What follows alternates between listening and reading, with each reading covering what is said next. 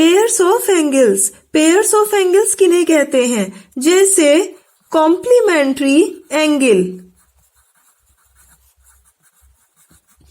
जब कभी भी टू एंगल्स का एडिशन 90 डिग्री के इक्वल होता है, कॉम्प्लीमेंट्री एंगल्स कहलाते हैं। जैसे एक एंगल है 50 डिग्री और सेकंड एंगल है 40 डिग्री, तो क्योंकि इनका एडिशन 90 डिग्री के इक्वल है, तो इसीलिए ही ये टू एंगल्स कहलाते हैं कॉम्प्लीमेंट्री एंगल्स, जहां ये एग्जाम्पल है पेयर्स ऑफ एंगल्स का। वहीं सप्लीमेंट्री एंगल यानी जब कभी भी टू एंगल्स का एडिशन इक्वल टू होता है 180 डिग्री के, यानी अगर एक एंगल है 120 डिग्री और सेकंड एंगल है 60 डिग्री, तो क्योंकि इनका एडिशन 180 डिग्री के इक्वल है, तो इसीलिए ही ये टू एंगल्स सप्लीमेंट्री एंगल्स कहलाते हैं, जहां ये भी है पेयर्स ऑफ एंगल्स, इसी का ही एक एग्जाम्पल। वहीं एडजेसेंट एंगल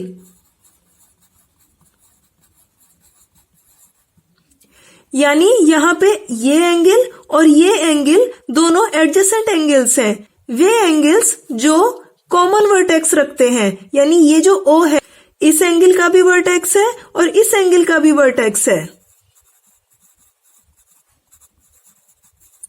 और कॉमन आर्म रखते हैं, यानी ये OC इसका यूज इस एंगल को भी बनाने में हुआ है और इस एंगल को भी बनाने में हुआ है। और यहाँ पे OB और OA ये है नॉन कॉमन आर्म।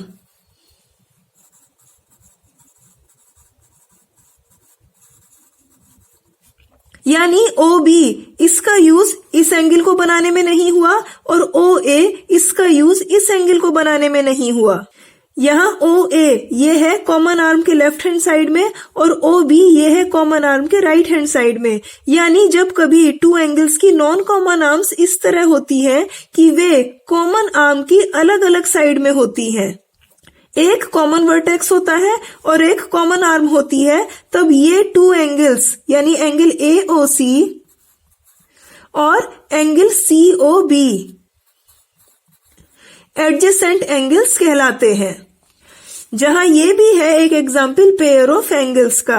अब यहाँ पे एक पॉइंट ध्यान देने का है कि ये एंगल प्लस ये एंगल इक्वल टू है टोटल इस एंगल के, तो यानी angle AOC plus angle COB equal to है टोटल एंगल AOB के। वहीं जब ये एडजेसेंट एंगल्स इस तरीके से होते हैं कि इनमें ठीक इसी तरह O ये है कॉमन वर्टेक्स, OC ये है कॉमन आर्म, OA ये है नॉन कॉमन आर्म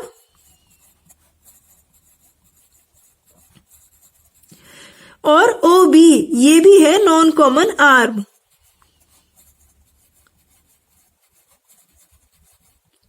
लेकिन यहाँ पे ये नॉन कॉमन आर्म यानी OA और OB एक स्ट्रेट लाइन बना रही है, तब एंगल AOC और एंगल COB कहलाते हैं लीनियर पेयर ऑफ एंगल्स। तो यहाँ पे क्योंकि नॉन कॉमन आर्म्स एक स्ट्रेट लाइन बना रही हैं, इसीलिए ही ये टू एंगल्स हैं लीनियर पेयर ऑफ एंगल्स। जहां ये है पेयर ऑफ एंगल्स, इसी का ही एक एग्जाम्पल। तो अब हम इसी को ही आगे लेकर चलेंगे। तो अब यहाँ पे अगर AB ये है एक स्ट्रेट लाइन और OC ये है एक रे, इस तरह की ये एक रे इस एक लाइन पर स्टैंड कर रही है, तब जो ये टू एंगल्स बन रहे हैं इनमें आपस में क्या रिलेशन है, हम इसको फाइंड आउट करते हैं। तो ठीक इसी तरह जहां पे ये एंगल प्लस ये एंगल इक्वल टू था टोटल इस एंगल के, ठीक इसी तरह यहाँ पे भी ये एंगल प्लस ये एंगल टोटल इक्वल टू होगा इस एंगल के। तो लिखते हैं angle AOC plus angle COB equal to है टोटल एंगल AOB के। अब यहाँ पे एंगल AOB, इसकी मेजरमेंट कितनी है? यहाँ पे ये है एक स्ट्रेट लाइन और इस पे है ये पॉइंट O। तब इस पॉइंट पर ये एक एंगल बन रहा है, तब इस एंगल की मेजरमेंट होती है 180 डिग्री। तो यहाँ पे अगर ये है A और ये है B, तब एंगल AOB होगा 180 डिग्री, जहां इसको स्ट्रेट एंगल भी कहते हैं।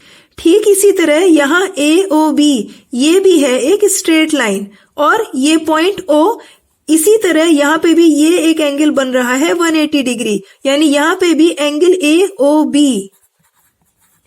वो इक्वल टू होगा 180 डिग्री के। तो अब इस इक्वेशन में एंगल AOB इसकी जगह रखते हैं 180 डिग्री, तो यहाँ पे लिखा angle AOC plus angle COB is equal to 180 degree. तो यानी जब कभी भी किसी एक स्ट्रेट लाइन पर कोई रे स्टैंड करती है, तब बनने वाले दोनों एंगल्स में ये रिलेशन होता है कि उनका एडिशन हमेशा 180 डिग्री के इक्वल होता है।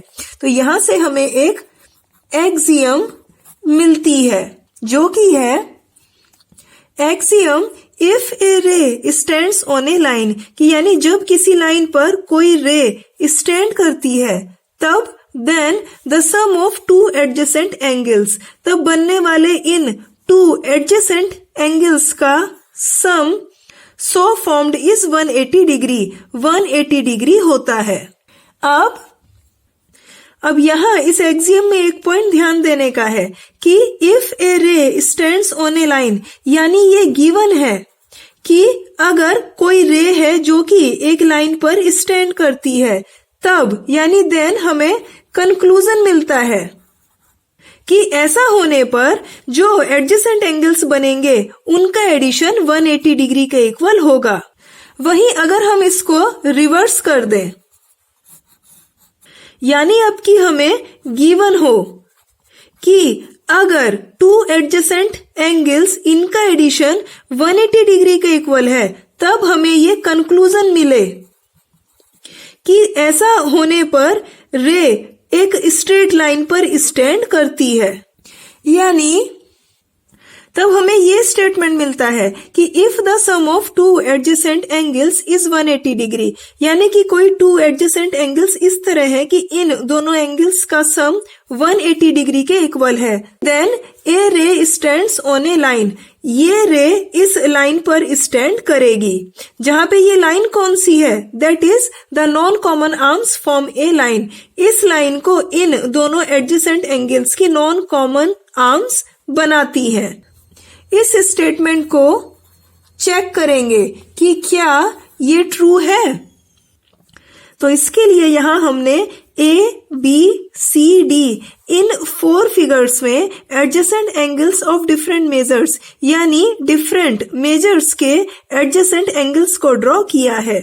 तो सबसे पहले फिगर A लेकर इसमें चेक करते हैं कि क्या ये स्टेटमेंट ट्रू है। तो यहाँ फिगर A में एडजेसेंट एंगल है 30 डिग्री और 60 डिग्री और इनका एडिशन आता है 90 डिग्री।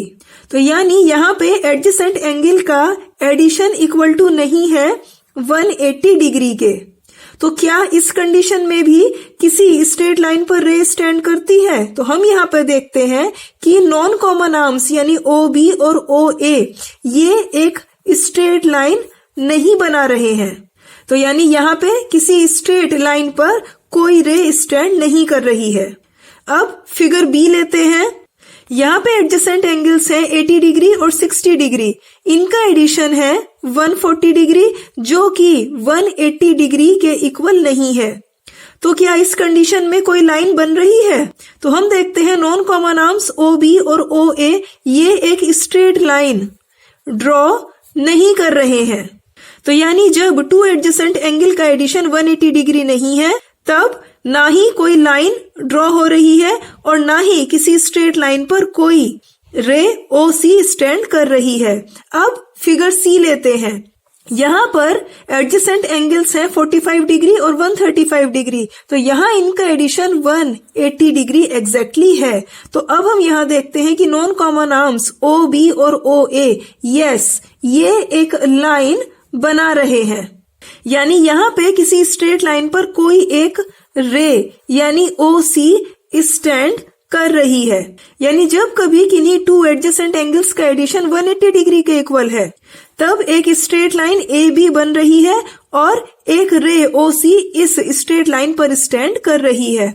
अब फोर्थ फिगर लेते हैं।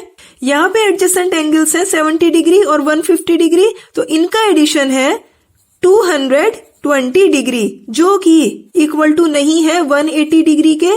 तो क्या इस कंडीशन में कोई स्ट्रेट लाइन बन रही है और क्या एक रे स्टैंड कर रही है? तो हम देखते हैं कि यहाँ पे नॉन कॉमन आर्म्स OB और OA ये यहाँ की तरह एक स्ट्रेट लाइन नहीं बना रहे हैं। तो यानी यहाँ भी एक स्ट्रेट लाइन पर एक रे स्टैंड नहीं कर रही है। तो हम देखते हैं कि जब कभी भी केवल और केवल किन्हीं टू एडजेसेंट एंगल का एडिशन 180 डिग्री होता है, केवल तभी ही स्ट्रेट लाइन बनती है और तभी ही एक रे इस स्ट्रेट लाइन पर स्टैंड करती है। और किसी कंडीशन में ना ही स्ट्रेट लाइन बनती है और ना ही कोई रे इसीलिए स्ट्रेट लाइन पर स्टैंड करती है।